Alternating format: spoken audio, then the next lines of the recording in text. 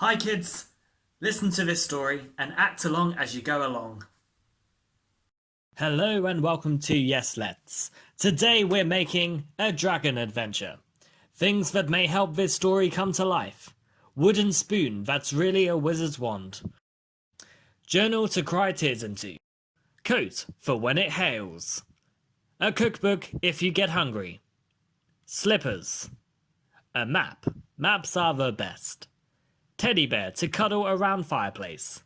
And photo to remind yourself of who you are. Our journey begins in a palace, because palaces are awesome. You're in your room in the tallest tower, since a fairy godmother asked you to be there. You look around. You admire all the things in your room you like, I don't know, a football, some jewellery, your dog, on a skateboard, a bowl with a goldfish in, a photo with your family. Happy that everything in the world is fine, you go to sleep, because going to bed every once in a while isn't a bad thing. Go on, go to sleep.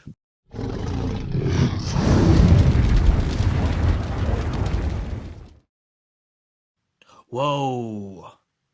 What's that noise? You ask yourself, waking up. Go on, say it. What's that noise? Well, it's the noise of a dragon, of course. And looking around the floor where all those lovely things of yours are, you see one of those things is missing. It must have been the dragon. Except, in this land there are several dragons. Which is yours?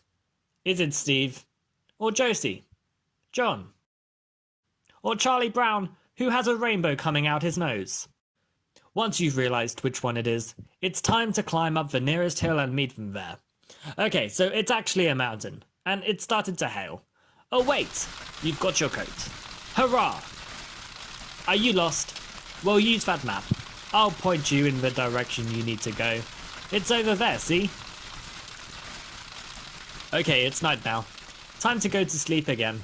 You're only halfway up the hill/mountain. At this point, cuddle your teddy and look at the photo to remind yourself of who you are. Hi again. So it's day, and you're about to meet the dragon. Here are some tricks to get the dragon to like you. Read a poem from that journal that you've been crying into. Make him food. He might like Asian fish cakes. Or these two tricks. Okay, one of them is called imaginary dance karate. What you need to do is imagine you are a dragon. Become the dragon. And then start to do different dance moves and karate moves like that. Imaginary dance karate. The other trick is just a simple staying alive dance. Oh yeah, dragons like dancing. Dancing always works. You'll be fine. Back to the story. The dragon likes what you did to say hello, and once you've asked for your special thing back, they apologise and return it to you. Easier than making a lemon meringue pie. Come back with me to my palace to be my friend, you say. Go on, say it. The dragon is unsure. He doesn't know what kind of life you live looks like. Not to worry. Wave that wooden spoon wizard wand and a cloud will appear, showing the dragon exactly what a Tuesday in the palace with you looks like. And that's it. Back there you fly. As if none of this happened, except all of this happened. You have a new friend, and your stuff back, and some new skills of what to do when you meet a dragon. Write to us at justletskids@gmail.com and tell us what happened on your dragon adventure.